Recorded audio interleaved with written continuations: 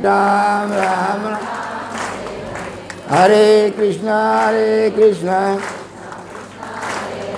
हरे राम हरे कृष्णा हरे राम राम राम हरे हरे हरे कृष्णा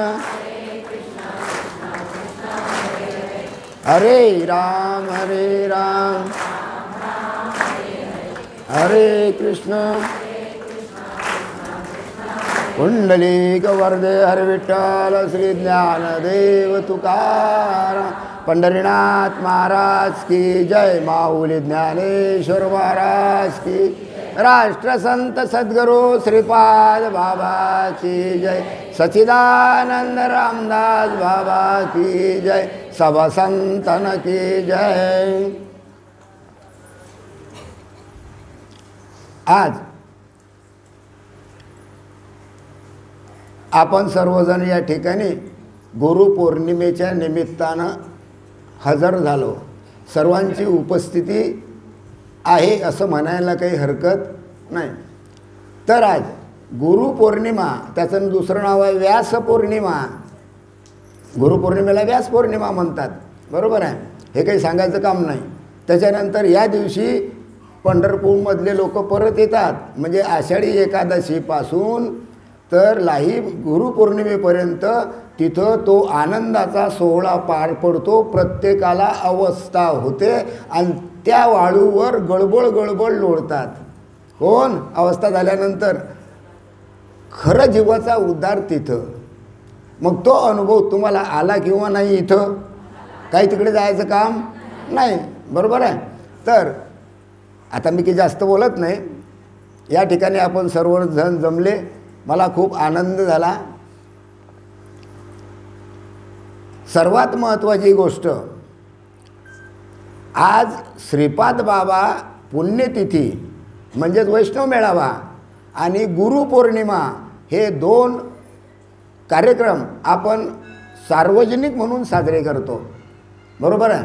परंतु आता एवढं काही आमच्याच्यानं होत नाही, कारण तशी शक्ती आता कशी होऊन राहिली, थोडी कमी होऊन राहिली, नाही काय। तर याच्या पुढे वैष्णव मेळावा बंद, गुरुपौर्णिमा बंद, आता याच्या पुढे हे कार्यक्रम होणार नाही। हां, कारण एखादा मनुष्य निवृत्त झाला, रिटायर झाला, त्याला पूर्ण पगार मिळतो, बरोबर आहे। मी 27 वर्ष सेवा केली तुमची, मला पूर्ण पगार मिळाला आहे का नाही। आता अर्धा पगार घेत जाईल, अर्धा पगार घेतल्यानंतर सुद्धा रिटायर झाल्यानंतर तो मनुष्य चूप बसतो का? नाही, काही भाजीपाल्याचं दुकानला येईल, काही केळं विकेल, काही एखादं दुसरं। त्या पद्धतीनं मी माझं कार्य जे काही आहे, श्रीपाद बाबांनी माझ्यावर लोटून दिलेलं जे कार्य आहे हे मी करतच राहणार। त्यापैकी 4-5 कार्यक्रम महत्त्वाचे आहे। हे कार्यक्रम बंद झाले तरी त्या कार्यक्रमाला आवर्जून सर्वांनी उपस्थित राहिलं तर मला आनंद होईल। कारण दाभाडीला 2 कार्यक्रम होता, एक कोणता दत्त जयंतीचा कार्यक्रम कांताभाऊकडे, दुसरा दाभाडीला कार्यक्रम प्रकट दिनाचा कार्यक्रम आपले रोठेबुवा नाही काय, वैभव रोठे, त्यांच्याकडे कार्यक्रम होतो। त्यानंतर कार्तिकी एकादशीचा कार्यक्रम इथं आपल्या विलासभाऊकडे होतो, आदर्शनगर। आणि सर्वात महत्त्वाचा महाशिवरात्रीचा कार्यक्रम हा दाताड्याला दरवर्षी होते। कोणाकडे? शारदाबाईकडे। पुन्हा एक कार्यक्रम महाशिवरात्र झाल्यानंतर दुसरी जी एकादशी येते त्या एकादशीचा कार्यक्रम भानगुऱ्याला होईल। मुक्ताईनगरचा कार्यक्रम कॅन्सल. भानगुऱ्याला एकादशीच्या दिवशी यायचं. एकादशीला आल्यानंतर दुसऱ्या दिवशी, त्या दिवशी तर फराळचं मिळेल, दुसऱ्या दिवशी जेवण केलं की तुम्ही तुमच्या घरी. ॲटोची जाण्या येण्याची काही फिकीर नाही, चिंता नाही. बरं, हे असे ठराविक कार्यक्रम. आणि जेव्हा वाटलं तुम्हाला तेव्हा तुम्ही आमच्या गावात, तुमच्या गावात आम्हाला बोलवायचं, आम्ही केव्हाही येऊ. पण ॲटो बोलवायची, ॲटोत बसले, संध्याकाळी तुमच्या गावात, बरोबर आहे. रात्री जेवण, संध्याकाळी जेवण झालं की त्याच्यानंतर प्रवचन झाल्यानंतर दुसऱ्या दिवशी सकाळी आम्हाला आणून घालायचं आमच्या घरी. अन्न नेणं आणि तुमच्याकडे, आम्ही येणार नाही. त्याच्यानंतर दुसरी गोष्ट, ज्याचा प्रबोध राहिला असेल किंवा ज्याला नाम घ्यायचं असेल त्यांनी आपल्या घरी यायचं. कारण अशा कार्यक्रमात नाम देणं, नामदान होत नाही. आपल्या घरी यायचं, तिथं नाम देऊ, तुमची अवस्था करून घेऊ. माझं घर सर्वांनाच माहीत आहे. माझं म्हणजे तुमचं, बरोबर आहे. आता या ठिकाणी आपल्याला कार्यक्रमाला आपल्याला आता सुरुवात करायची, हे समजलं सर्वांना. आतापर्यंत 27 वर्ष आपण हे गुरुपौर्णिमा आणि वैष्णव मेळाव्याचे कार्यक्रम करत आलो. 27 वर्ष झाले. या 27 वर्षाच्या कालांतरामध्ये जे तुम्हाला ज्ञान मिळालं ते माझ्या परीनं मी तुम्हाला काही सांगण्याचा प्रयत्न केला. जेवढं शक्य होईल तेवढंच प्रयत्न मी केलेला आहे. तर 27 वर्ष तुम्ही आमची सेवा केली, आम्ही नाही सेवा केली, तुम्ही आमची सेवा केली, नाही काय. या 27 वर्षाच्या काळात कदाचित आमच्याकडून, कदाचित नाही, खरोखर आहे, आम्ही एखाद्याला शिव्या दिल्या असेल, एखाद्याचं मन दुखवलं असेल, नाही का, एखाद्याला वाईट म्हटलं असेल, एखाद्याचा द्वेष मत्सर केला असेल, नाही काय, आम्ही घृणा समोर ठेवून एखाद्याची निर्भत्सना केली असेल आणि त्याच्यामुळे तुमचं सर्वांचं मन दुखलं. कारण प्रवचनामध्ये मन दुखणं हे महत्त्वाचं आहे.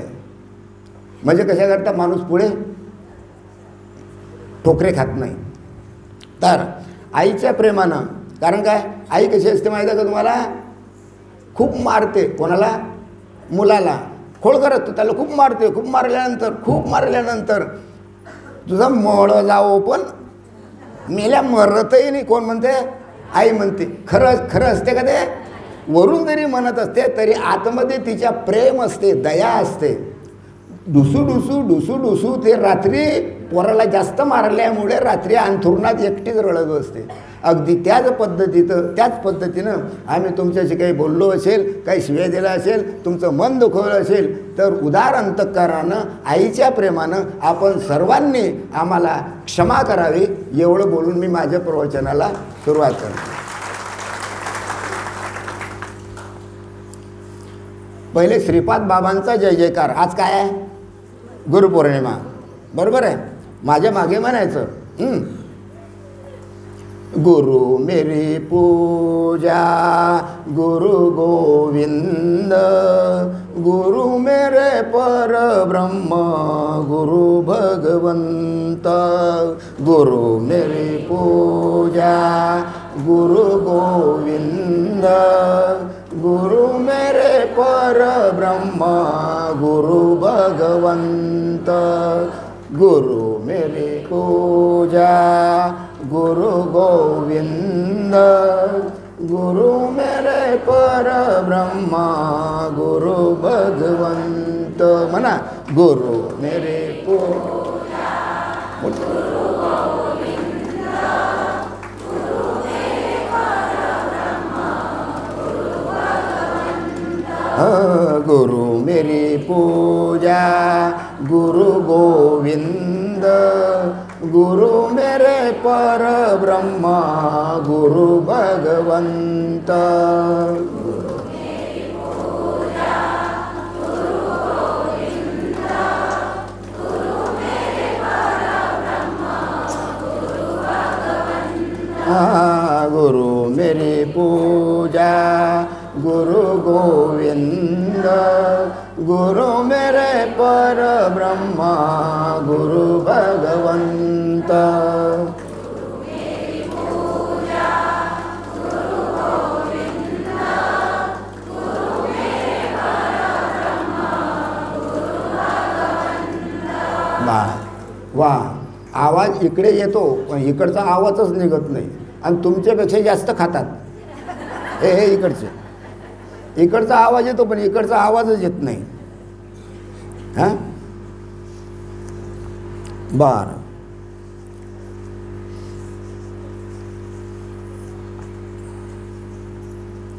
पुन्हा गुरु मेरी पूजा गुरु गोविंदा, गुरु मेरे भगवंत गुरु भगवंता, गुरु मेरी पूजा गुरु गोविंदा, गुरु मेरे परब्रह्मा गुरु भगवंता, गुरु मेरा दाता भाग्य विधाता, गुरु मेरा दाता भाग्य विधाता, हर सुख साधन का गुरु ही प्रदाता, सब सुख साधन का गुरु ही प्रदाता, गुरु मेरी पूजा गुरु गोविंदा, गुरु मेरी पूजा गुरु गोविंदा, गुरु मेरे परब्रह्मा गुरु भगवंता, गुरु मेरी पूजा गुरु गोविंदा, गुरु मेरे परब्रह्मा गुरु भगवंता, गुरु ही किनारा गुरु ही सहारा, गुरु ही किनारा गुरु ही सहारा, गुरु हर पथ का है ध्रुव तारा, गुरु हर पथ का है ध्रुव तारा, गुरु मेरी पूजा गुरु गोविंदा, गुरु मेरी पूजा गुरु गोविंदा, गुरु मेरे परब्रह्मा गुरु भगवंता, गुरु मेरे परब्रह्मा गुरु भगवंता, गुरु मेरा देवा गुरु मेरी सेवा, गुरु मेरा देवा गुरु मेरी सेवा, गुरु से ही पाऊँ सत्संग मेवा, गुरु से ही पाऊँ सत्संग मेरा, गुरु मेरी पूजा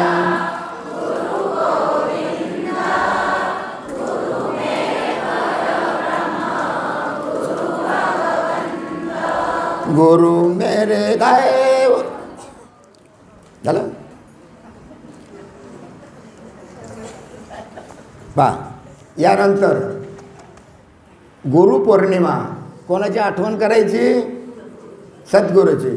आपले सद्गुरू जे आहे त्यांची आठवण करणं, त्याच्याकरता गुरुपौर्णिमेचा कार्यक्रम आहे.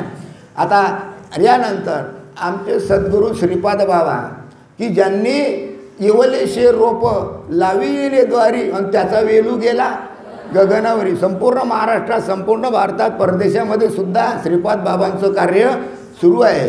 असे थोर सद्गुरू आमचे सद्गुरू श्रीपाद बाबा, त्यांच्या नावाचा जय जयकार करणं आम्हाला अत्यंत महत्त्वाचं आहे. म्हणून श्रीपाद बाबाचे आपण या ठिकाणी धून म्हणू. ओम श्रीपाद नमो नमः, श्रीपाद नमो नमः, जय जय श्रीपाद नमो नमः, सद्गुरु श्रीपाद नमो नमः. ओम श्रीपाद नमो नमः, श्रीपाद नमो नमः, जय जय श्रीपाद नमो नमः, सद्गुरु श्रीपाद नमो नमः. ओम श्रीपाद नमो नमः, श्रीपाद नमो नमः, जय जय श्रीपाद नमो नमः, सद्गुरु श्रीपाद नमो नमः. ओम म्हणा. जय जय श्रीपाद नमो नमः, सद्गुरु श्रीपाद नमो नमः। ओम श्रीपाद नमो नमः। श्रीपाद नमो नमः। जय जय श्रीपाद नमो नमः। सद्गुरु श्रीपाद नमो नमः। ओम श्रीपाद बाबांना ऐकू गेलं पाहिजे तिकडे मोठ्यानं म्हणा।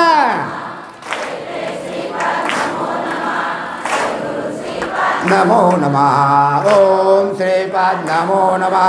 श्रीपाद नमो नमः। जय जय श्रीपाद नमो नमः। सद्गुरु श्रीपाद नमो नमः। ओम श्रीपाद नमो नमः। श्रीपाद नमो नमः। जय जय श्रीपाद नमो नमः। सद्गुरु श्रीपाद नमो नमः।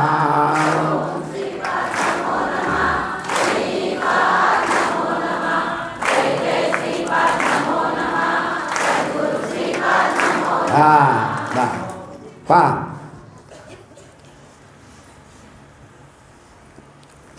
आज आता मी यानंतर प्रवचन फक्त 1 तास करणार आहे। पुरेल का टाईम पुरेल?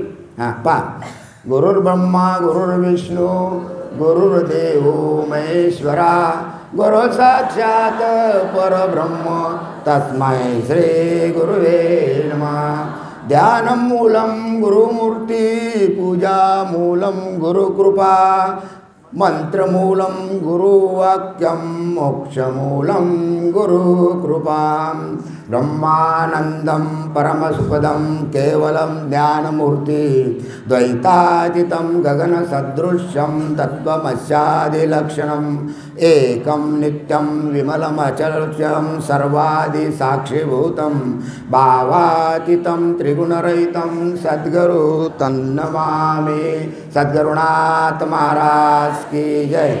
पहा आज गुरुपौर्णिमा म्हणून गुरुपौर्णिमेच्या निमित्तानं गुरु महात्म्य सांगणं महत्त्वाचं आहे। या ठिकाणी हा जो ग्रंथ आहे ज्ञानेश्वर माऊलींनी ज्ञानेश्वरी लिहिल्यानंतर ज्ञानेश्वर माऊलींच्या अगोदर मुकुंदराज नावाचे फार मोठे संत होऊन गेले, त्यांचा हा ग्रंथ आहे। त्याच्यामधून आपल्याला गुरु महात्म्याचं वर्णन या ठिकाणी करायचं आहे। तर पहा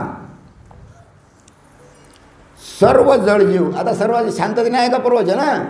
सर्व जळजीव सृष्टीचा नियंता आणि सर्वज्ञ म्हणजे सर्वांच्या अंतःकरणाचा ठाव घेणारा श्रेष्ठात श्रेष्ठ असा परमेश्वर सर्व जीवसृष्टीचा एकमेव असा आदी गुरु आहे। त्या आदी गुरुलाच आदिनाथ म्हटलेलं आहे। आदिनाथ गुरु आदिनाथ म्हटलेला आहे, आदिगुरु म्हटलेला आहे। हा आदिगुरु सर्वांचाच महागुरु आहे, बरोबर आहे? कारण तो सृष्टीचा नियंता आहे आणि श्रेष्ठात श्रेष्ठ आहे, नाही काय? त्याच्या अनुग्रहाने सनक सनंदादी जे योगी लोक होते, हे योगी लोक सहज संसार समुद्र तरून गेले आणि शेवटी मुक्त झाले। तिकडे ऐकू येतं का सर्वांना? ऐकू येतं ना इकडे?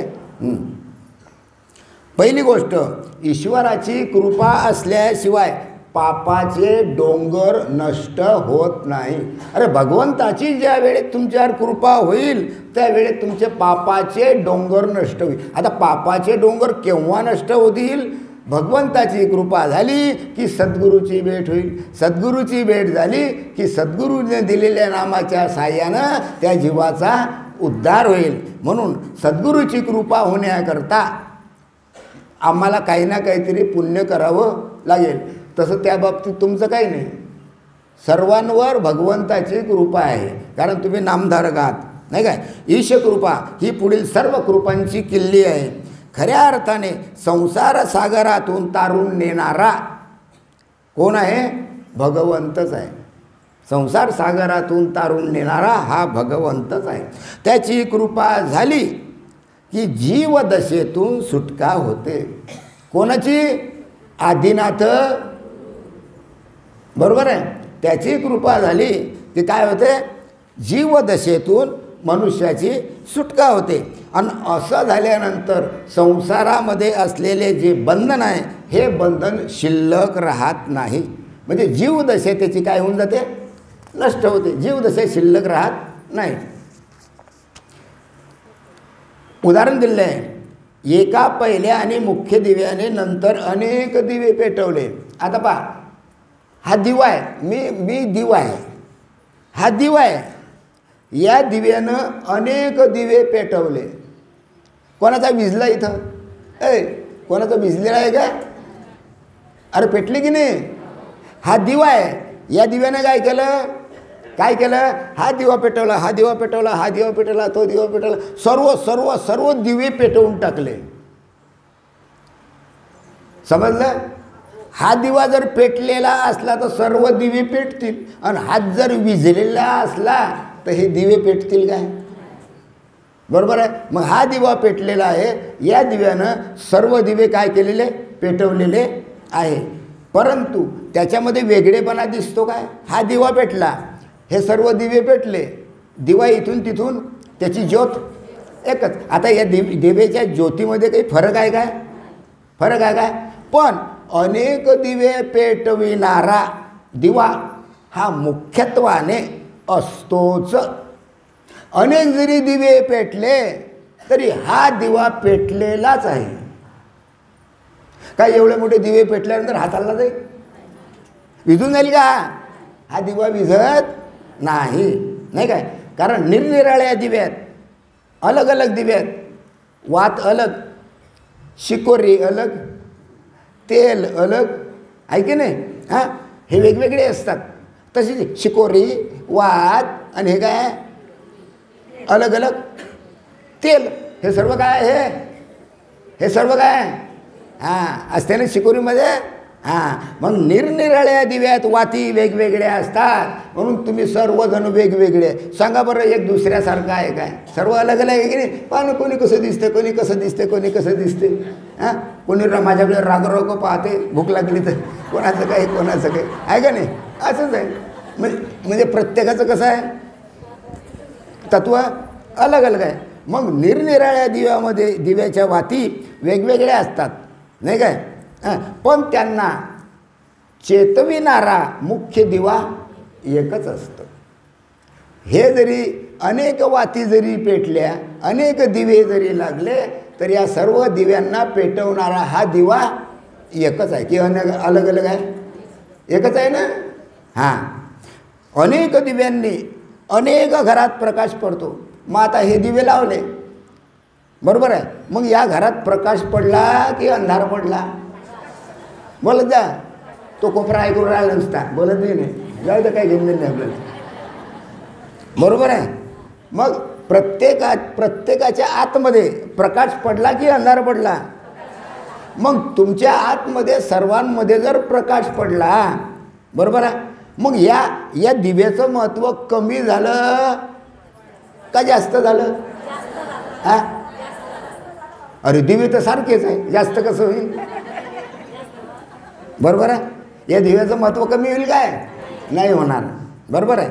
अशा प्रकारे श्री गुरुशी हा परंपरा प्राप्त संबंध, लक्षात घ्या, शब्द फार महत्त्वाचा आहे बरं, समजून घ्या, डबल समजून सांगणार नाही मी. अशा प्रकारे श्री गुरुशी हा परंपरा प्राप्त संबंध ज्या शिष्याशी जुळून येतो, गुरुचा संबंध ज्या शिष्याशी जुळून येतो, त्यावर दैव अत्यंत प्रसन्न असते. तुमचा गुरुशी संबंध जुळून आला, तुमचं दैव अत्यंत प्रसन्न आहे. सर्वांचं दैव प्रसन्न आहे, असं एकही नाही विचार की त्याचं दैव प्रसन्न नाही.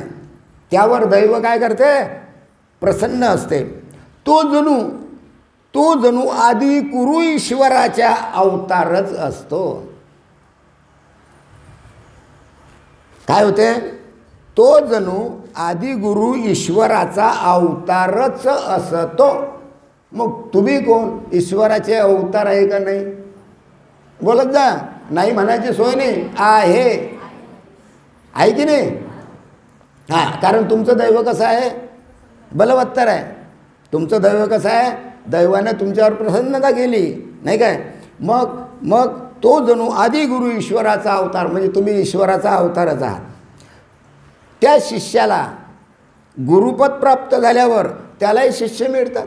एखाद्याला गुरुपद प्राप्त झालं तर त्यालाही शिष्य मिळतात. आता यांना सुद्धा शिष्य आहेच काही ना काही, नाही काय. अशी ही ईश्वराच्या अवताराची परंपरा मानावी. म्हणजे भगवंतापासून चालत आलेली ही ईश्वराची परंपरा आहे. याला गुरु परंपरा म्हणतात, याला संत परंपरा म्हणतात.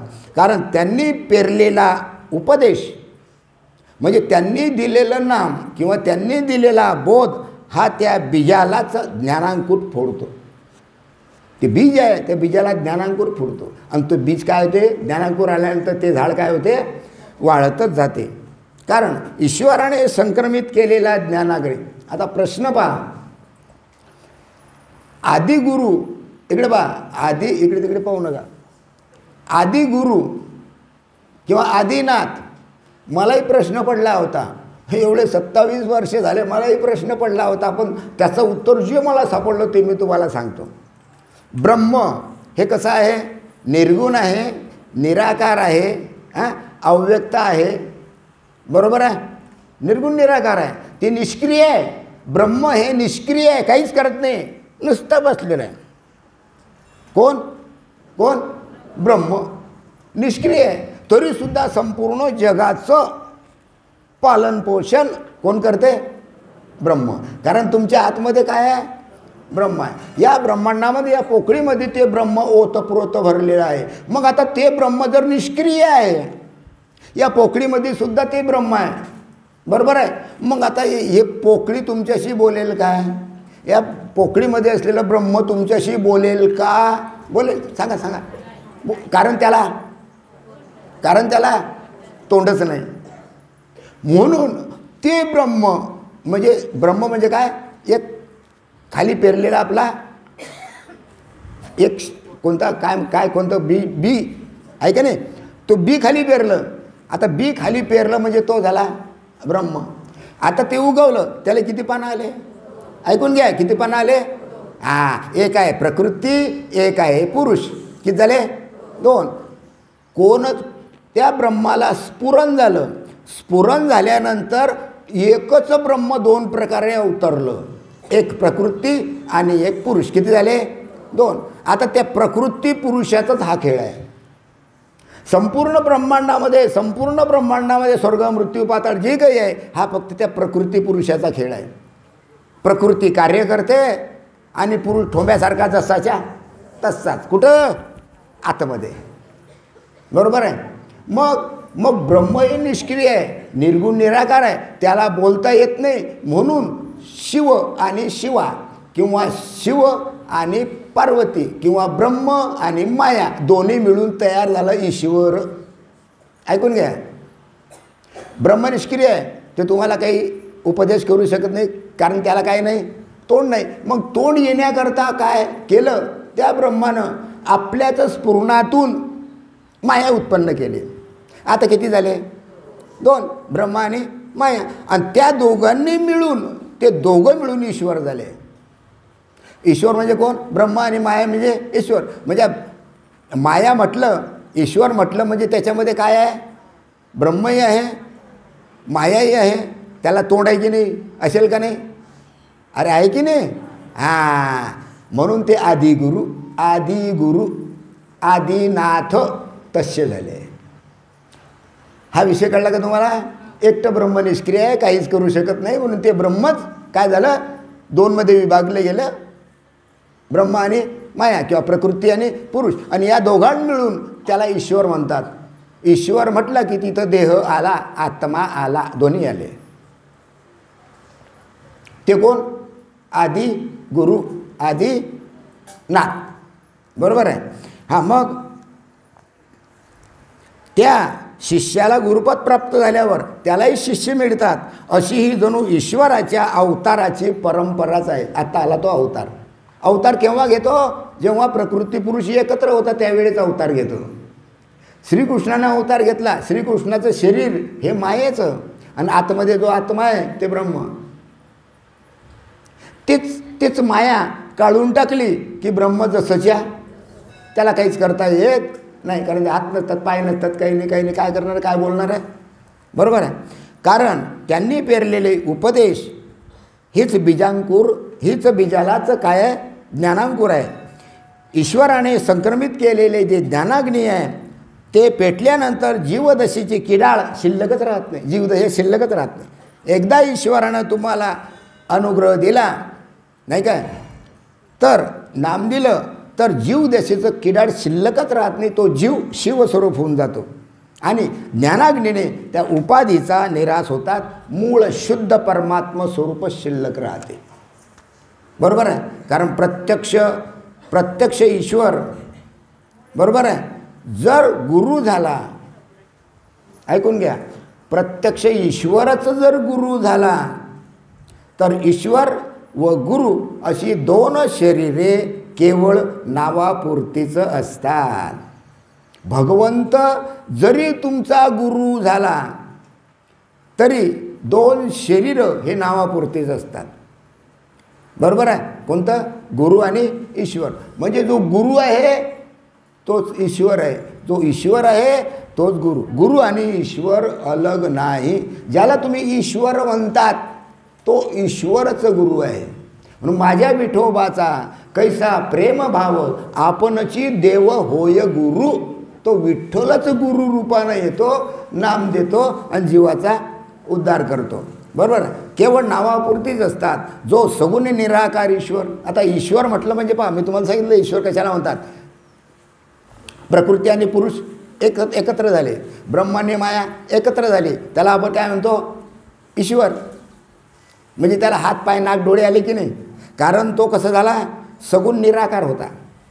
सगुण निराकार ईश्वर. बरोबर आहे. सगुण निराकार ईश्वर आहे. आता सगुण निराकार ईश्वर म्हटलं म्हणजे मोठी पंचायत झाली. मग आता सगुण निराकार, तो तर निराकार आहे, मग त्या ईश्वराजवळ अनुग्रह घ्यायला तुम्ही कसे जाल? बोलत जा. अरे तो सगुण निराकार आहे की नाही? तो ईश्वर आहे, हा सगुण आहे पण निराकार आहे. निराकार म्हणजे या ब्रह्मांडामध्ये ओतप्रोत भरलेला आहे. बरोबर आहे. मग सगुण निराकार ईश्वर तोच सगुण साकार गुरुरूप झाला. अशा प्रकारे निर्गुण निराकार जो ईश्वर होता तो सगुण निराकार ईश्वर तोच सगुण साकार गुरु झाला. मग आता ईश्वर आणि गुरुमध्ये फरक आहे काय? नाही, फरक आहे काय? विचार करा. फरक आहे की नाही? ईश्वर आणि गुरुत फरक आहे का? कोण सांगते हो का नाही? अरे तो ईश्वरच कोण झाला? तो ईश्वरच कोण झाला? गुरु झाला. आणि गुरुच कोण आहे? ईश्वर आहे. मग ईश्वर आणि याच्यामध्ये फरक निर्माण झाला का? झाला की नाही? झाला नाही. अरे म्हणजे ईश्वर आणि गुरु एकच काय? बरं. सृष्टी उत्पत्तीचं कार्य तुम्ही करू शकता का? अरे सृष्टी तुम्ही निर्माण करू शकता का? बोला बोला बोला बोला. हे बाकीचे सगळे हां, ईश्वर सृष्टी निर्माण करतो, तुम्ही सृष्टी निर्माण करता का? बोला. आणि मग कसा म्हणता येईल? अरे ईश्वराचं काम काय आहे? सृष्टी निर्माण करणं, सृष्टी निर्माण करणं, त्याचं पालनपोषण करणं आणि त्याचा नाश करणं, हे ईश्वराचं काम आहे. गुरुचं काम ते नाही. गुरु ते काम करत नाही. पहा मग या दोघांमध्ये फरक कोणता आहे? गुरु आणि ईश्वरात फरक कोणता आहे? तर सृष्टीची उत्पत्ती, स्थिती आणि प्रलय हे ईश्वराचे सामर्थ्य गुरुजवळ नसते. गुरु ते कार्य करू शकत नाही. बरोबर आहे. ते सोडून बाकीचं सर्व ऐश्वर्य गुरुजवळ असते. तेवढंच फक्त गुरुजवळ नाही. उत्पत्ती करणं, पालनपोषण करणं आणि मारणं हे गुरुजवळ नाही, ते ईश्वराजवळ आहे. आणि एवढं जर सोडलं तुम्ही तर बाकी सर्व ऐश्वर्य त्या गुरुजवळ आहे. पण हा सर्व आश्चर्यकारक प्रकार गुरुच्याच अनुभवात उरतो. हा आश्चर्यकारक जो आहे हे गुरुच्याच अनुभवात असते. हां, हे कसं असते, काय असते, हे त्यालाच माहीत. आपण त्याचा विचार करायचा नाही. मग श्री गुरूंना सृष्टी निर्मितीचे सामर्थ्य का नसते? काय बोललं का? मग गुरूंना सृष्टीच्या निर्मितीचं सामर्थ्य का नसते? का करत म्हणजे गुरु सृष्टी उत्पत्ती का करत नाही? सृष्टीचं निर्माण का करत नाही? हां, अरे अरे नाही सांगतायत. सृष्टी उत्पन्न करणं नाही काय, पालनपोषण करणं आणि त्याचा नाश करणं हे ईश्वराचं कार्य आहे. बरोबर आहे. मग गुरुचं कार्य ते नाही. बरोबर आहे. मग गुरु ते कार्य का करत नाही, उत्पत्ती स्थिती आणि लयाचं कार्य का करत नाही गुरु? त्याचं कारण असं की गुरुला स्थूल देह आहे, हा देह आहे, हे शरीर आहे. या शरीरामध्ये काय आणखी सूक्ष्म देह आहे, हा सूक्ष्म देह आहे, हा दिसते हा स्थूल देह आहे. बरोबर आहे. मग हे कार्य कशाचं आहे? पंचमहाभूताचं कार्य आहे. सद्गुरूचं जे शरीर आहे हे पृथ्वी, पाणी, अग्नी, वारा आणि आकाश या पंचमहाभूतापासून हे डबळं तयार झालं. म्हणजे हे शरीर तयार झालं. आणि याच्या आतमध्ये जो सूक्ष्म देह आहे तो सुद्धा कशामध्ये आहे? या डबळ्यात आहे. ईश्वराजवळ स्थूल देहही नाही आणि सूक्ष्म देहही नाही. गुरुजवळ स्थूल देह आहे, सूक्ष्म देह आहे. बरोबर आहे. हे मायेचे कार्य असल्यामुळे बरोबर आहे तो सृष्टी निर्माण करू शकत नाही. मायेचं कार्य नाही, हे मायेचं कार्य आहे. हा देह म्हणजे काय, कोणाचा आहे? मायेचा आहे. नाही काय? हे बा, ही वस्तू कशी आहे? जळ आहे. आता या कागदाला मी म्हटलं असाच कागद दुसरा होऊन जा, असाच कागद दुसरा होईल काय? कारण ही वस्तू कशी आहे? जळ आहे. मग एक जळ वस्तू दुसऱ्या जळ वस्तूला तयार करत नाही. एक जळ वस्तू दुसऱ्या जळ वस्तूची उत्पत्ती करू शकत नाही. उत्पत्ती करण्याकरता जळ आणि चेतन दोन्ही पाहिजे, त्यावेळीच उत्पत्ती होते. जळ आणि जळ कोणतं? स्थूल देह, सूक्ष्म देह, कारण देह हे झाले जळ. आणि याच्यामध्ये आत असलेलं आत्मतत्व हे अलग. या आत्मतत्वामुळे तो या शरीरानं चालतो, बोलतो, खातो, पितो. हे कार्य ईश्वराजवळ नाही. बरोबर आहे. गुरुजवळ पहा, सृष्टी निर्मितीचे कार्य होणे शक्य नाही, कारण कार्यापासून कार्य कधीच होत नाही.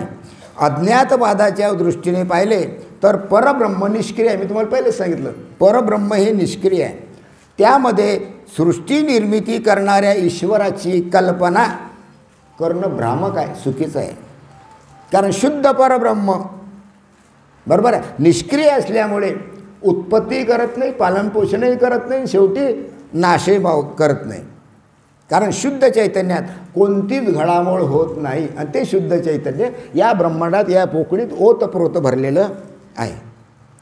मग मायावादाच्या दृष्टीने ब्रह्माच्या अधिष्ठानावर आपल्या अघटित घटनापटुत्वाने नामरूपादी सृष्टी भासविते आणि मायाविशिष्ट साबाच चेतन असलेला ईश्वर सृष्टी निर्माण करतो. हे सर्व काय दिसते, डोळ्यानं दिसते, हे काय? साबास आहे. अरे आभास आहे हे सर्व, आभास. खोटं आहे सर्व. जे डोळ्यानं दिसते हे सर्व नाशिवंत आहे, तो एक आभास आहे. हां, मायेच्या मानाने अविद्येचे सामर्थ्य फारच कमी आहे. माया मोठी आहे. माया मोठी आहे म्हणजे केवढी आहे? अनंत. जेवढं ब्रह्मांड आहे एवढं ब्रह्मांड व्यापक असून ती माया जशीच्या तशीच आहे. माया ही कशी आहे? फार मोठी आहे. आणि अविद्या कशी आहे? लहान. तुमच्या ठिकाणी नाम घ्यायच्या अगोदर तुमच्या ठिकाणी अविद्या होती, तुमच्या ठिकाणी अज्ञान होतं. बरोबर आहे. मग तुम्ही मायेचं कार्य करू शकले का? कारण काय होतं? अज्ञान. काय होतं? अज्ञान आहे, अविद्या आहे ती. हां, मग मायेच्या मान्यानं अज्ञान आणि अविद्या कसे? फारच कमी आहे. म्हणून श्री गुरुच्या ठिकाणी अविद्येची निवृत्ती झालेली असल्याने, गुरुच्या ठिकाणी जी अविद्या आहे याची निवृत्ती झालेली आहे, अज्ञानाची निवृत्ती झालेली आहे. म्हणून त्यांना सृष्टी करता येणे शक्य नाही, सृष्टी निर्माण करू शकत नाही. हां, दुसऱ्या पद्धतीनं जर विचार केला तर सृष्टी निर्मिती हे अगोदर ढोबळ संसाराचे एक स्वरूप आहे. सृष्टीची निर्मिती हे ढोबळ संसार आहे. ढोबळ सर्व संसार म्हणजे नाशिवंत संसार आहे हा. अरे हा देह लहानपणी असा होता, मोठेपणी असा झाला, म्हातारा झाल्यावर असा झाला, आणि शेवटी गेल्यावर काही दिसेल काय मड. बरोबर आहे. हे संसाराचं जे स्वरूप आहे हे ढोबळ आहे, नाही काय. तो संसारही अनिर्वचनीय. आपण जो संसार करून राहिलो हा अनिर्वचनीय आहे, त्याचा विचार केला जात नाही. पण श्री गुरु अशा ढोबळ निर्मितीकडे प्रवृत्त नसते. म्हणजे गुरु अशी ढोबळ निर्मिती, संसाराची निर्मिती करू शकत नाही, उलट तो संसारातून बाहेर काढणारा आहे. कोण? गुरु. बरं. ईश्वराने विराटाची उपाधी स्वीकारली. ईश्वर कोणाला म्हटलेलं आहे तुम्हाला सांगितलं ना मी. दोन, प्रकृती आणि पुरुष, हे संपूर्ण ब्रह्मांडामध्ये ओतप्रोत भरलेलं आहे आणि त्याला ईश्वर म्हटलेलं आहे. मग ईश्वर लहान आहे का मोठा आहे? अरे बापा बापा, विराट. ईश्वराने विराटाची उपाधी स्वीकारली की तो विश्वरूप होऊन जातो. ईश्वरानं विराटाची उपाधी स्वीकारली की तो विश्वरूप होतो. मग भगवंतानं अर्जुनाला काय दाखवलं? 11व्या अध्यायात विश्वरूप दर्शन योग, विराट रूप दाखवलं. म्हणजे ईश्वरानं काय केलं? विराटाची उपाधी स्वीकारली आणि कोणाला विश्वरूप दाखवलं? अर्जुनाला. विराटामध्ये ईश्वराला पाहत असल्याने तो त्यापासून वेगळा राहून काहीच करत नाही. बरोबर आहे. स्वतःचे ईश्वरत्व कधी न विसरणारा भगवंता स्वतःचं ईश्वरत्व कधीच विचारत नाही. ईश्वरत्व न विसरणारा ईश्वरच सृष्टीच्या निर्मितीचे कारण आहे. जीव जर स्वतःचे अस्तित्व विचारेल, ईश्वर जर स्वतःचंच ईश्वरत्व जर विचारेल, भगवंत आहे, आता ईश्वरानं स्वतःचंच अस्तित्व विसरलं, त्याला भगवंत कोणी म्हणेल काय? कोणी भगवंत म्हणेल काय? नाही. ते असा तो सर्व शक्तिमान नसता तर त्यालाही जीवाप्रमाणे शोक झाला असता. कोणाला? आणि शोकात डुबला असता. कोण? ईश्वर. म्हणून ज्ञानरूप ईश्वर तोच ब्रह्मवेत्ता. जो ज्ञानरूप ईश्वर आहे तोच ब्रह्मवेत्ता श्री गुरु होय. त्याला ब्रह्मवेत्ता म्हणतात. कारण त्याच्या ठिकाणी असलेल्या अज्ञानाची निवृत्ती होते. त्याच्या ठिकाणी कोणत्याच प्रकारचं संसाराचं काही सामर्थ्य राहत नाही. म्हणून ज्ञानरूप ईश्वर तोच ब्रह्मवेत्ता सद्गुरू होय. लक्षात घेतले नाही तर मोठा अपराध होईल. फार मोठा अपराध आहे. दोघांनाही महत्त्व न जाणलेले दोष निर्माण होतो.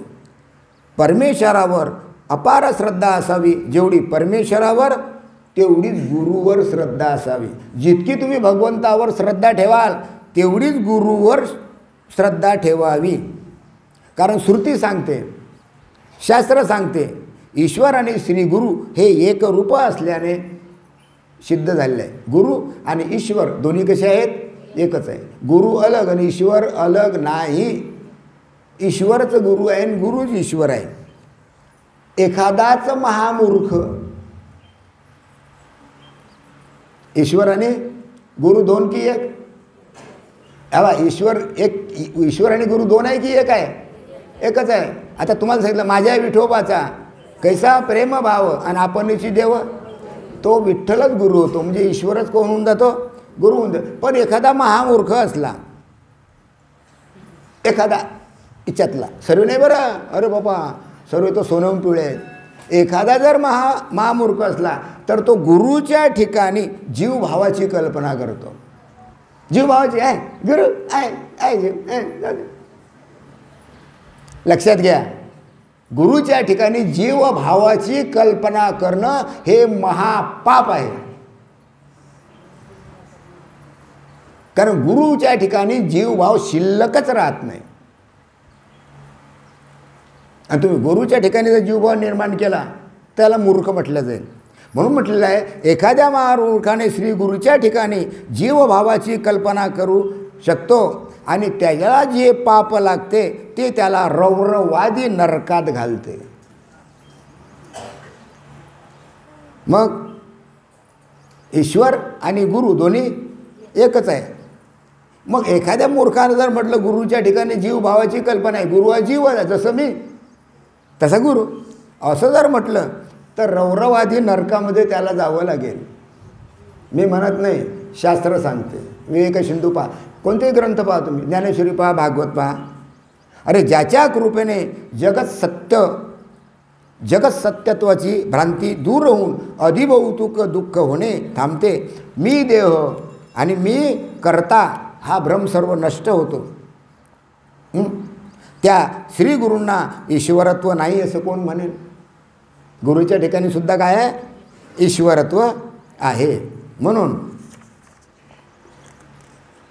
श्री गुरु ब्रह्मरूप असल्याने, गुरु म्हणजे ब्रह्म, आपण म्हणतो ना गुरु ब्रह्मा, गुरु विष्णू, गुरुदेव महेश्वर, गुरु साक्षात हा परब्रह्म. अरे म्हणतो सर्वांचं पाठ आहे, पण परब्रह्म लक्षातच येत नाही ना. म्हणतो पाठ आहे सर्वांना, गुरु ब्रह्मा गुरु विष्णू गुरुदेव गुरु साक्षात परब्रह्म. काय मग गुरु परब्रह्म आहे म्हणजे गुरुच ईश्वर आहे, गुरुच देव आहे, गुरुच भगवंत आहे असं मानतो का? नाही मानत. मग असं मानलं पाहिजे की नाही पाहिजे? मानलं पाहिजे, पण आम्ही मानत नाही. मग काय होईल हे तुम्हाला सांगितलं आत्ताच, आमच्या कानाशी कळून राहिलं काय? मग श्री गुरु ब्रह्मरूप असल्याने ते ब्रह्माप्रमाणे स्वसंवेद्य आहे, ते जशीच्या तसेच आहे. श्रीपाद बाबा ज्या वेळेस आम्ही नाम घेतलं त्यावेळी ते कीर्तन प्रवचन वगैरे करत होते, बरोबर आहे. ते आताही श्रीपाद बाबा आमच्या समोर जसेच्या तसेच आहे. देह नसेल पण ब्रह्मरूपत्वानं ते जसेच्या तसेच आहे. गेल्याने या ब्रह्मांडामध्ये ते ओतप्रोत भरलेलं आहे. देह आहे म्हणून ते एवढे वाटत होते. ज्यावेळी देह होता त्यावेळेस 3.5 हाताचे श्रीपाद बाबा एवढं वाटत होतं, पण त्यावेळेससुद्धा ते ब्रह्मरूप होते. आणि देह सुटल्यानंतर मग काय झाले? प्रश्नच नाही, मग ब्रह्मरूप आहे. मग श्रीपाद बाबा या ब्रह्मस्वरूपाशी एकरूप नाही काय? म्हणजे ब्रह्म नाही काय? मग ते इथं नाही काय? मग ते तुमच्या कानात आहे की नाही? मग तुम्ही ते ऐकता का? अरे भाषा कळून राहिली काय? अजूनही ते तत्व, गुरुतत्व जसंच्या तसं या ब्रह्मांडात ओतप्रोत भरलेलं आहे, बरोबर आहे. आणि एवढ्याने श्री गुरुच्या स्वरूपाचे यथार्थ आकलन झाले असेलच. गुरु कसे असतात हे तुम्हाला माहीत आहे. श्री गुरुच्या शिष्याकडे गुरु परंपरेतील एक गुरु, ऐकून घ्या, श्री गुरुच्या शिष्याकडे परंपरेतील एक गुरु असाच दृष्टीने पाहून तो ईश्वर आहे असा विश्वास ठेवावा. जर गुरुच्या परंपरेनं पाहिलं तर तो गुरु कोण आहे?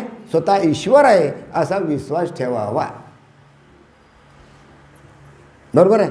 गुरु शिष्य परंपरा समजावून घेतल्याशिवाय अज्ञानाच्या अंधकारातून ज्ञानाची पहाट होत नाही. म्हणून पहिले गुरु परंपरा समजून घ्यायची. मग आपली कोणती परंपरा आहे? आपली कोणती परंपरा आहे? अरे गुरु परंपरा आहे की नाही?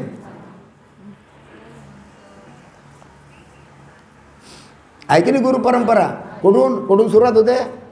ओम हंस ब्रह्मा त्रि दत्तात्रय नारायण लक्ष्मण बलभीम, म्हणजे जो निर्गुण निराकारण जेथून उद्भव शबल ब्रह्मासन आदी नारायण म्हणती त्यास. मग तिथून ब्रह्मा अत्री दत्तात्रय नारायण लक्ष्मण बलभीम हे सर्व कोण आहेत? कोण आहे? सर्व चेतनच आहे, ब्रह्मवेत्ता सद्गुरूच आहे. यायचे ते त्याचे ते त्याचे ते त्याचे ते. म्हणजे आपल्याला जे नाम मिळते, तुम्हाला गुरुच्या मुखातून जे नाम मिळते ते कोण देते तुम्हाला?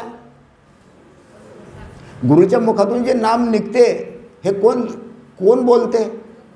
हे त्याचे गुरु बोलतात. श्रीपाद बाबा बोलतात, ते त्याचे गुरु बोलतात, ते त्याचे गुरु बोलतात, ते त्याचे. मग ते कोण बोलतात? स्वयं परब्रह्म ते बोलतात.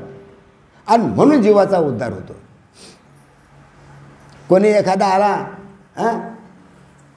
स्वयंघोषित गुरु, त्याने जीवाचा उद्धार होणार नाही. मी गुरु कारण पळा पाय माझ्या पाया आणि सर्वांना भुलवून टाका, त्या जीवाचा उद्धार होणे नाही. त्याला गुरु परंपरा पाहिजे, भगवंतापासून चालत आलेले, बरोबर आहे. ज्याला गुरु परंपरा माहीत नाही त्याच्या अज्ञानाची निवृत्ती होऊच शकत नाही.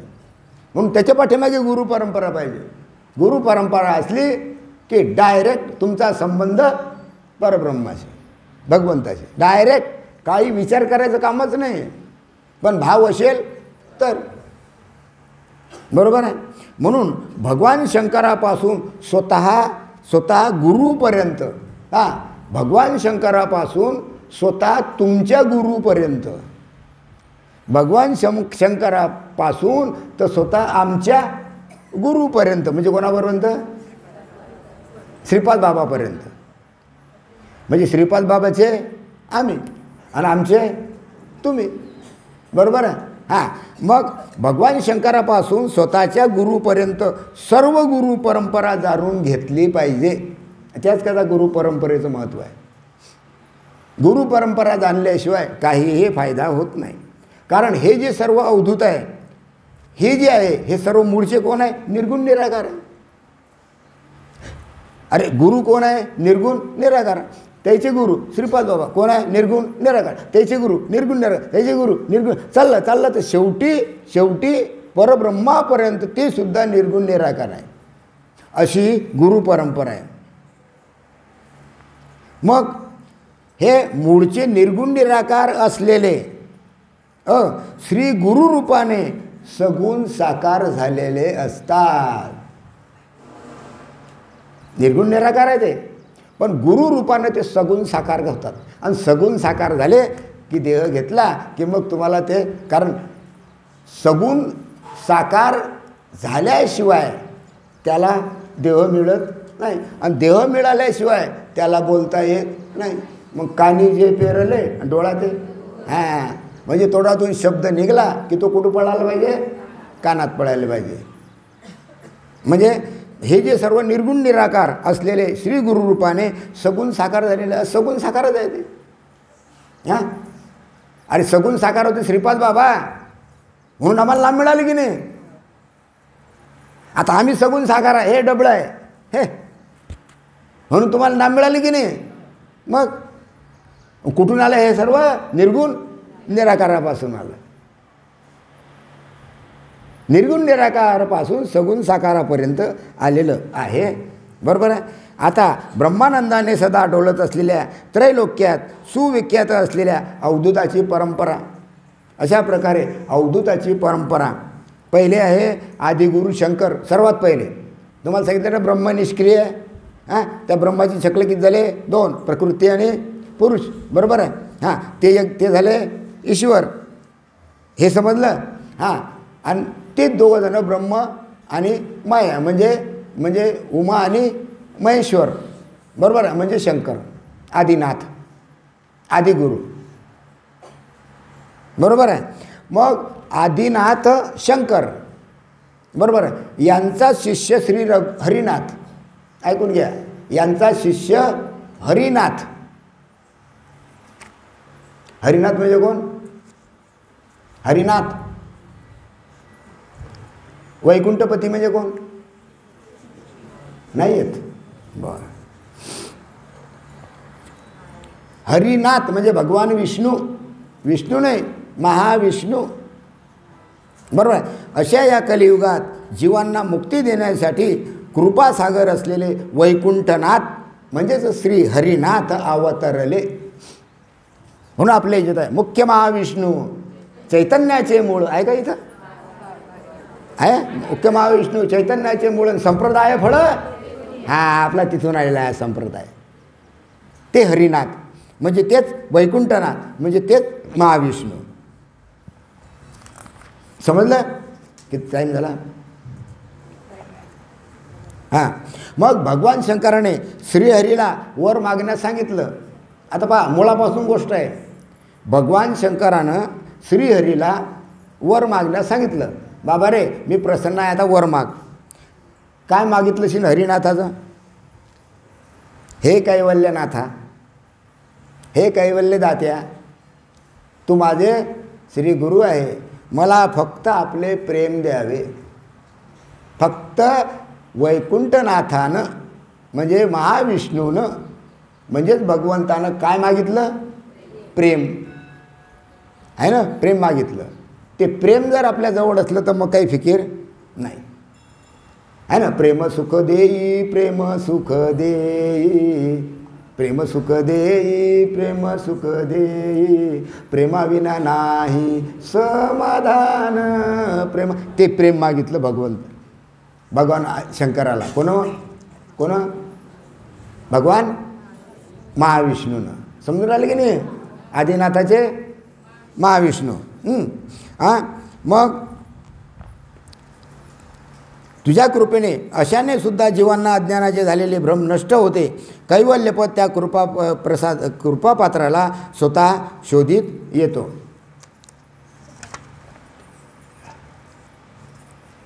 मग श्री हरिनाथाची प्रार्थना ऐकून प्रेम म्हणजे काय मागितलं? हरिनाथानं काय मागितलं? भगवान विष्णूनं काय मागितलं? प्रेम मागितलं. मग भगवंतानं सांगितलं, अरे भल्या माणसा, हसले भगवंत, हसले भगवान शंकर, हसले आणि महाविष्णूला काय म्हणते? अरे भल्या माणसा, ते तर मी देतच आलो, ते मी देतच आलो, काहीतरी दुसरं माग.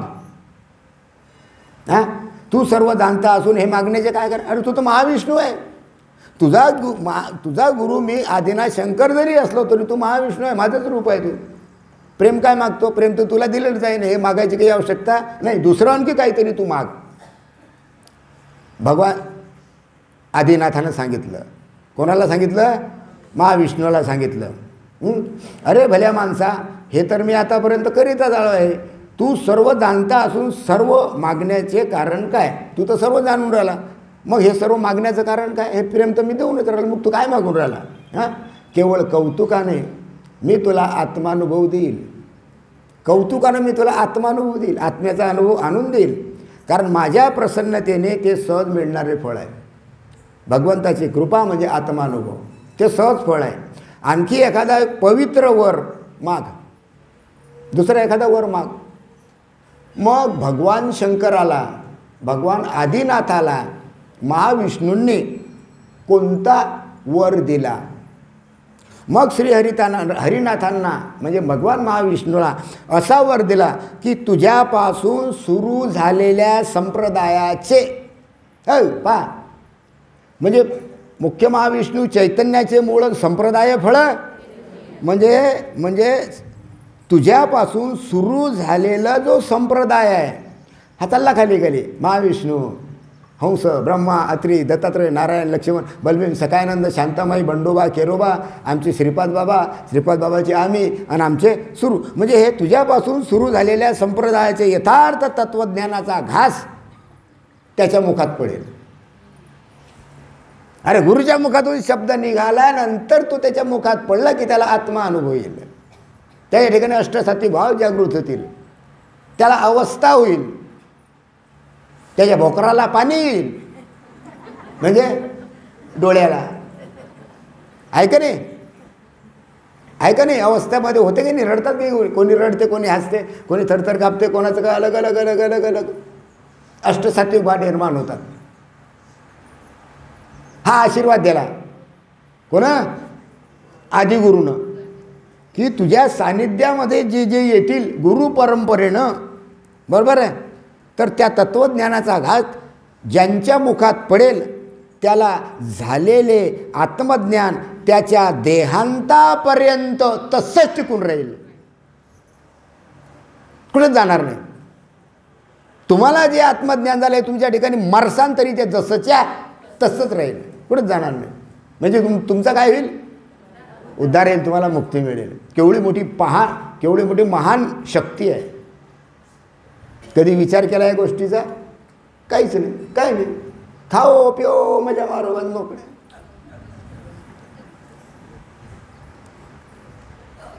हा वर मागून घेतला महाविष्णूला, हा वर दिला आदिनाथानं की तुमच्या आत्मज्ञान झालेले आत्मज्ञान त्याच्या देहांतापर्यंत त्याची साथ देईल. म्हणून असे कितीतरी आमच्या खरबडीचे जेवढ्या म्हाताऱ्या बाया आहे ना, किंवा आमच्या त्या तांदूळवाडी तिकडे, तांदूळवाडी घाटावर तिकडे सुद्धा म्हाताऱ्या बाया आहेत. त्यांना मी असं सांगता श्रीपाद बाबाला बोलून नाम दिलं. नाम दिल्यानंतर त्यांनी असं शरीर सोडलं की त्यांना माहीतच ते कोणत्याच प्रकारचं दुःख झालं नाही, आपोआप शरीर सुटलं, जसे की झोपले. नाही तर काय होते मरायच्या वेळेला अनुभव आहे काय, हात घासतील, पाय घासतील, डोळे ताणतील, नाक फेदारतील, आहे का नाही? हां, आहे का नाही? हा त्रास आमच्या साधकाला कधीच होणार नाही.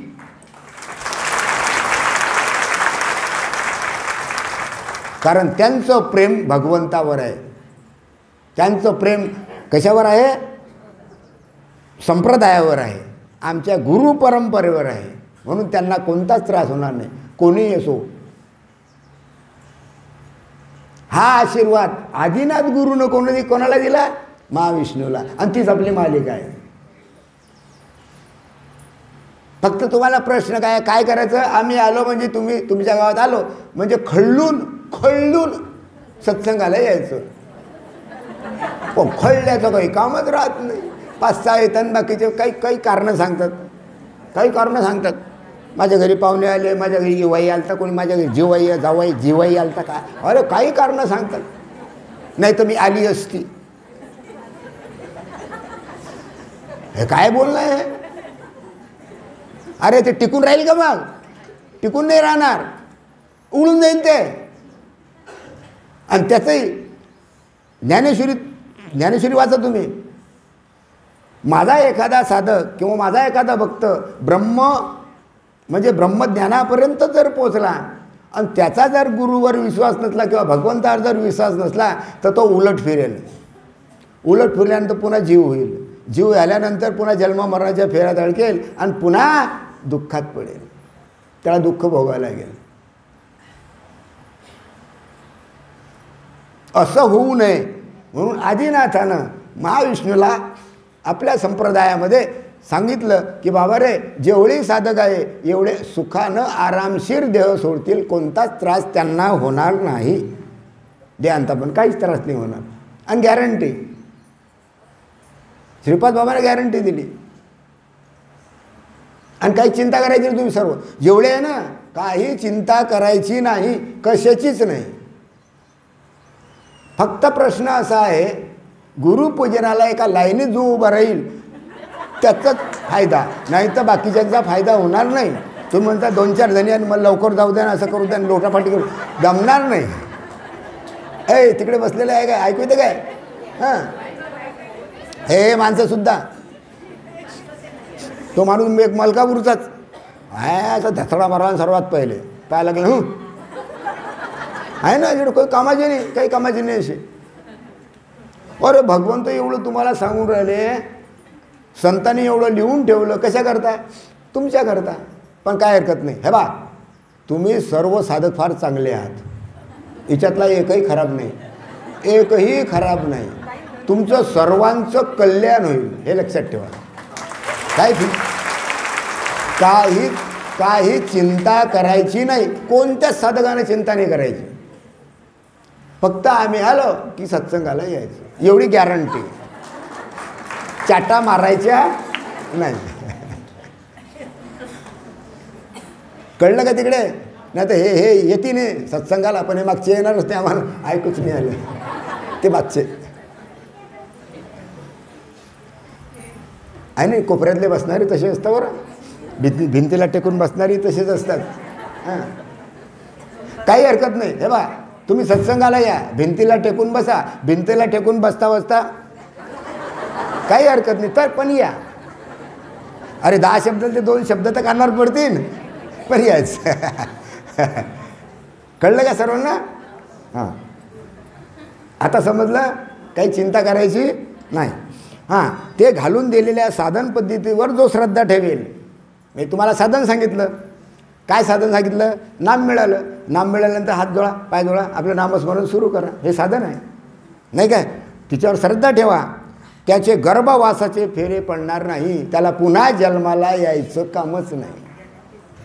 पहा केवढी मोठी गॅरंटी दिली. हां, वर देणारा मीच अहंकार रूपाने जीवामध्ये राहत असतो.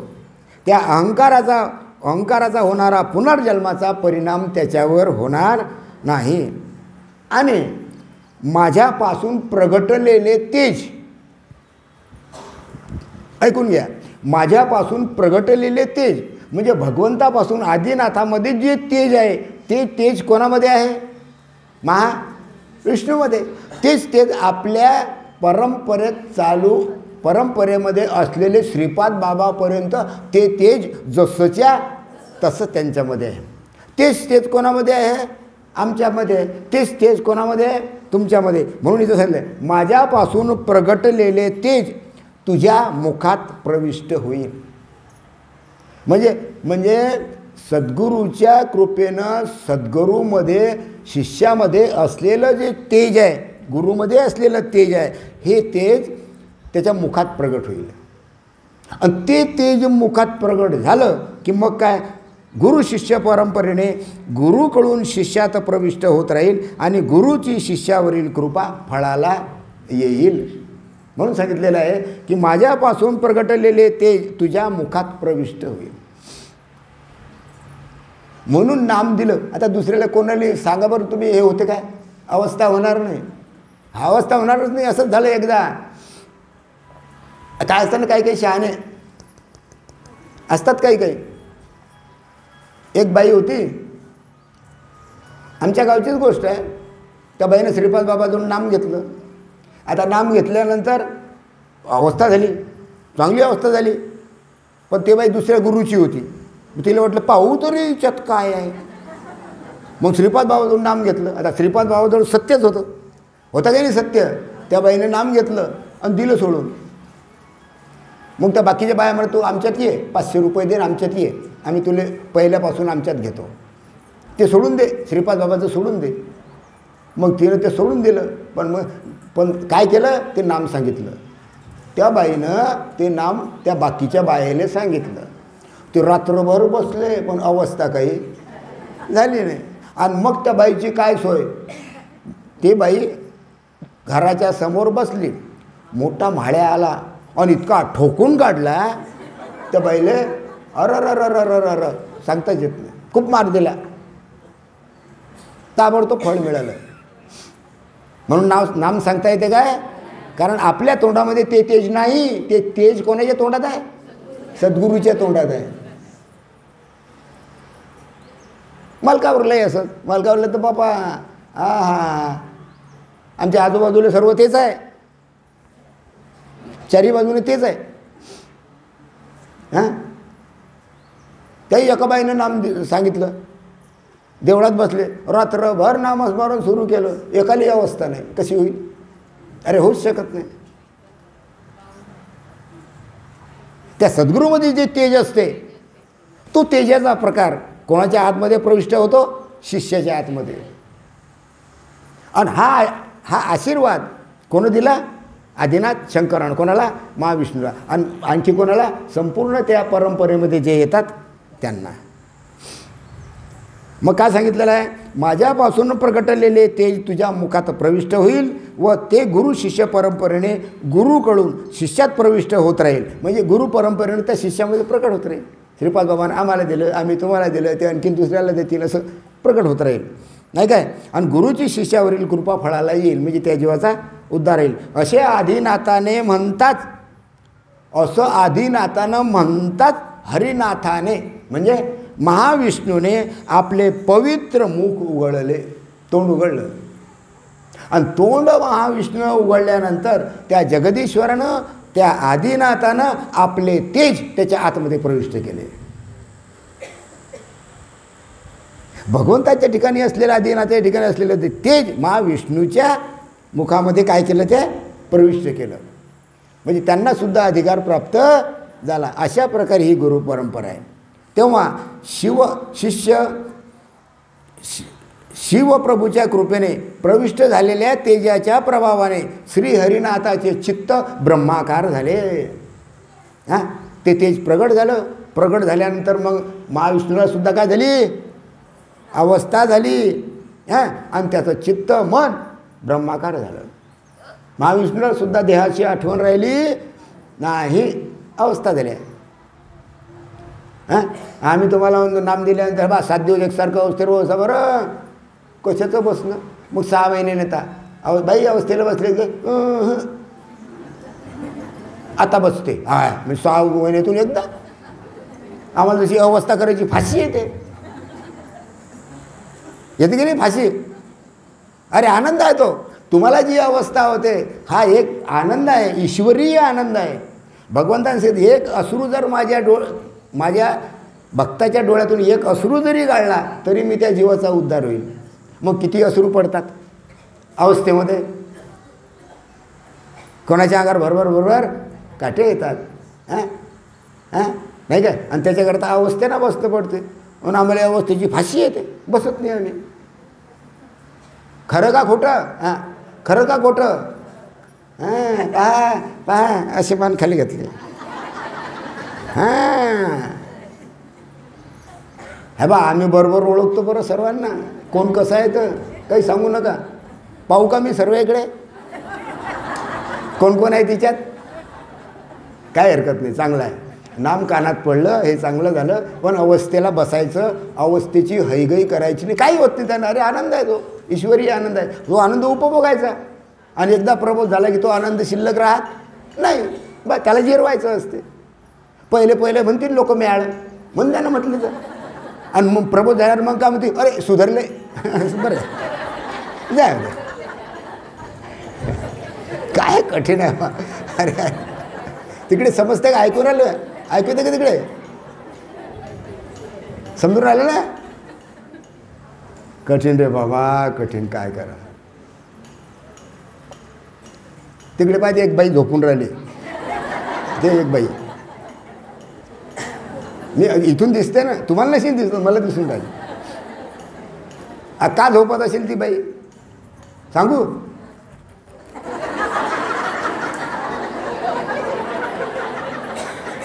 चुकलं का काही? बरं काय हरकत नाही, काही झोपत नाही, गंमत केली. कोणी झोपत नाही इथं, कोणीच नाही झोपणार. 1 तासही बसलं तर झोपणार नाही कोणी. चांगलं आहे. बरं बा मग काय झालं? तेव्हा शिवप्रभूच्या कृपेने प्रविष्ट झालेल्या तेजाच्या प्रभावामुळे श्रीहरिनाथाचे चित्त ब्रह्माकार झाले. म्हणजे तुम्हाला अवस्था झाल्यानं जसं होते ना तसं झालं. आणि त्याचे चित्त चैतन्यात हरवून गेले. त्यात महाविष्णूचं जे मन होतं हे मन त्या भगवत स्वरूपामध्ये एकरूप झालं, शिवामध्ये एकरूप झालं, गुरुमध्ये एकरूप झालं. आणि त्यांना निर्विकल्प समाधी लागली. निर्विकल्प म्हणजे कोणत्याच प्रकारची संकल्प विकल्प राहत नाही. ज्यावेळेस आपण अवस्थेला बसतो ना त्यावेळेस कोणता संकल्प विकल्प राहत नाही, वृत्ती कोणतीच राहत नाही. आपली वृत्ती त्या स्वरूपाशी काय होऊन जाते? एकरूप होऊन जाते. मग त्याला निर्विकल्प समाधी म्हणतात. निर्विकल्प समाधी म्हणजे असं 10-10, 8-8, 15-15 दिवस बसणं नाही. हे निर्विकल्प समाधी. बरोबर आहे. निर्विकल्प समाधी लागली. दृष्टी अर्धोन्मिलित झाली. दृष्टी अर्धोन्मिलित म्हणजे डोळे अर्धे उघडे आणि अर्धे बंद असे दुरून. पण समोर कोणीच दिसत नव्हतं. अवस्थेमध्ये डोळे किलमिले होतात, किलकिले होतात, काही उघडे काही, आणि काही तर असे मोठे डोळे ताणून पाहतात अवस्थेमध्ये असे. पण त्याला समोर तो कोण बसलेला हेही दिसत नाही, कारण ते निर्विकल्प समाधी असते. काही दिसत नाही समोर. मग त्याला काय झालं? महाविष्णूला निर्विकल्प समाधी लागली. दृष्टी अर्धोन्मिलित झाली. आता काही बाहेर असतात दृष्टी अर्धोन्मिलित होते म्हणजे अर्धे उघडे अर्धे लावलेले. आणि अहम आत्मस्वरूपात कुठे विरून गेला. त्याच्या ठिकाणी जो अहंकार होता, मीपणा होता, हा मीपणा काय झाला? विरून गेला. विरून गेला म्हणजे जिरला, शिल्लकच राहिला नाही. आणि त्याला परमानंदाचा आनंद प्राप्त झाला. मनाचे संकल्प विकल्प थांबले. संकल्प विकल्प सगळे बंद झाले. प्राणाची गती मंद झाली. आपलंसुद्धा असं होते ना, प्राणाची गती कशी होते? मंद होते. का श्वास वाढतो होते का नाही असं? श्वाससुद्धा वाढतो, जोरात श्वास घेतो तो. प्राणाची गती अत्यंत मंद झाली. ते होणारा आनंद, त्या ठिकाणी होणारा आनंद कोणी सांगावा कसा आहे हे का सांगावा? तो ज्याचा त्यालाच अनुभवावा लागतो, सांगायची आवश्यकता नाही. तो आनंद तोच उपभोगतो. ईश्वराचा आनंद ते सांगायची आवश्यकता नाही. जेव्हा प्रलय जलाच्या वेळी ज्या पाण्यात पूर्णपणे बुडून सर्वत्र पाणीच पाणी होते. ज्यावेळेस प्रलय होतं ना त्यावेळेस काही दिसत नाही. जिकडे पाहसाल तिकडे सर्व पाणीच पाणी. आणि त्याचा अनुभव तुम्ही यूट्यूबवर पहा जिकडे तिकडे. पण ते कमी आहे, त्याला प्रलय नाही म्हणत. 100, 200, 400, 500 लोक मरतात, त्याला प्रलय नाही म्हणत. प्रलय म्हणजे काय? नदी आहे, नाला आहे, रस्ता आहे, घर आहे, हे काही समजत नाही. जिकडे तिकडे पाणीच पाणी, त्याला प्रलय म्हणतात. बरोबर आहे. जेव्हा जलप्रलयाच्या वेळी ज्या पाण्यात पूर्णपणे बुडून सर्वत्र पाणीच पाणी होते त्यावेळी ते ओढे, नाले, नद्या काय होऊन जातात? सर्व एकरूप होऊन जातात, नाही काय? तेथे जो ब्रह्मानंदाचा अनुभव येतो तो दुसऱ्याला अनुभव देता येत नाही, असा तो आनंद असतो. आणि तो आनंद काही कोणाला देता येत नाही. आणि तो अनुभव कोणाला घेता येत नाही. देता येते तर घेता येत नाही. तो आनंद ज्याचा त्यानंच अनुभवाचा असतो. त्याचा त्याला अनुभव येतो, दुसऱ्याला अनुभव येत नाही. चालू आहे ना? हॅलो, हां, कुठे जाते? कुठे गेलं तर? हां,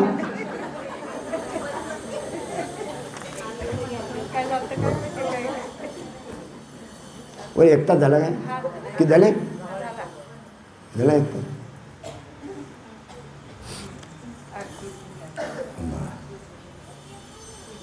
बरं, करू बंद मग? बरं, थांब थोडं 5 मिनिट. कारण तेथे ब्रह्मानंदाचा अनुभव येतो तो दुसऱ्याला अनुभवता येत नाही. कारण जो आनंद आपल्याला अनुभव घेता येतो. या स्वानुभवाचे स्पष्टीकरण थोड्याफार प्रमाणात पुढील उदाहरणावरून होऊ शकते. कल्पना करा की जीभ अन्नातील 6 रसांच्या तर आहोत, पण अमृतालाही चवीला विटली तर ती जशी स्वतःच्याच चवीने संतुष्ट राहते. म्हणजे पहा काय सांगितलेलं आहे? जीभ षड्रस अन्न खाल्लं, रोज खाऊन राहिले, पुन्हा अमृत दिलं ते खाऊन राहिले, तर जीभ काय होते? विटून जाते खाऊन, आहे का नाही? मग तिचा जो शेवटी तीच जीभ तिचाच आनंद उपभोगते. कारण ते बाकीचे सर्वांना काय होऊन जाते? कंटाळून जाते. त्याप्रमाणे ब्रह्मानंद हा स्वानंदामध्ये राहतो. तुमच्या ठिकाणी झालेला जो आत्मानंद आहे हा आत्मानंद आपल्या ठिकाणी जसाच्या तसा स्थिर राहतो आणि त्याचा केव्हाही उपभोग घेता येतो. केव्हाही, लक्षात घ्या. फक्त भगवंताचा फोटो समोर आला की आपोआपच डोळ्यातून बोला अनुभव का बिना अनुभव रडू येते की नाही? मालिकेतला कोणता एखादा फोटो समोर आला आपोआप डोळ्यातून अश्रू येतात की नाही? हां, हा अनुभव आहे. त्याचा आनंद तोच उपभोगतो. जगाला हे काही कळत नाही. 1 तास जास्त झालं काय? किती झालं? मग बंद करू. तर आज आपण सर्वजण या ठिकाणी गुरुपौर्णिमेच्या निमित्तानं आलो. याच्या पुढे वैष्णव मेळावा म्हणजे पुण्यतिथी बाबांची आणि गुरुपौर्णिमा होणार नाही. बरोबर आहे. तर तुम्हाला जे साधन मिळालं हे साधन शांततेनं आपापल्या परीनं जेवढं शक्य होईल तेवढं करत राहायचं. नामस्मरण करत राहायचं. पुढचे दिवस काटत राहायचे आणि एक दिवस त्या स्वरूपाशी एकरूप व्हायचं. हाच माझा सर्वांना श्रीपाद बाबांकडून आशीर्वाद.